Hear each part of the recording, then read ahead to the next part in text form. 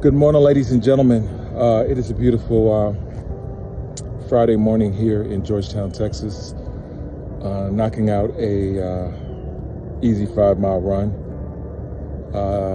This is day 208, I believe. Thoughts on my mind this morning.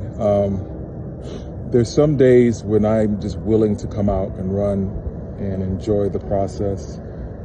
And then there's just some days where I just run because I made a commitment to myself to run every day. This is one of those days. But I still get the benefit from it because I know that I'm breaking through this wall. And a lot of times that's how you get out of your comfort zone. Thoughts on my mind this morning. Yesterday's video, I talked about forgiveness, more specifically forgiveness of my father, and how it changed my life in an incredible way. And not only the fact of just letting go of the hurt and the trauma, but also expanding my mind in this incredible way.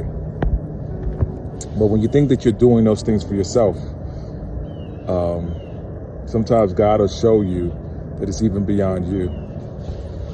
So I talked about yesterday going to visit a friend of mine, Roger. He's in his rehab center recovering. And there is a RN there. His name is Aaron. And I always keep forgetting his name for whatever reason. I keep wanting to call him Brandon or Ryan or something of the sort. So I see him yesterday. And I said, and I looked at his badge and I saw that his name was Aaron. I told him, man, I keep forgetting your name. I apologize. And he said, it doesn't matter. He said, you can call me anything as long as you don't call me Alan. And it just hit me for a sec. And I was like, oh, wait a second, who's Alan? And he said, oh, Alan is his father who had passed away. And he had a tough relationship with his dad and finds it hard to forgive him. What he expressed more was his father was an addict and was struggling with things, and so he was never in his life, and he has a hard time forgiving his dad for it. And the Holy Spirit just says to me, well, Ron, I put that thought on your head yesterday for a reason. And I expressed the same thought to Aaron. And I gave him just a different perspective. I told him, our stories are similar in a lot of ways, where we just couldn't let go of the pain and the hurt. But ultimately, by doing that, we released something for ourselves.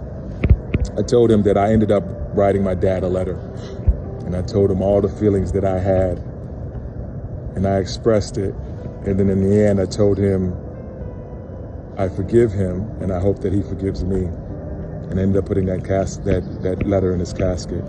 And it was like this energy just released from me. And I just explained my story, nothing more, nothing less. It was my testimony. And he was like, man, you know, that's an interesting idea. He said it's something that he's gonna try. He has kids of his own. And I was telling him, for me, by being able to do that, it allowed me to be a better father and to be more cautious of the things that I do around my daughter. And although I am not perfect at it by any means, I am a lot better than what I used to be, and a lot better than what I think my dad was to me. And the other part too is we are only as good as the information that we have. And that's something even he said. Like, sometimes we get into the emotions of it, but if someone doesn't have the ability to do this because they don't know it, can we truly blame them?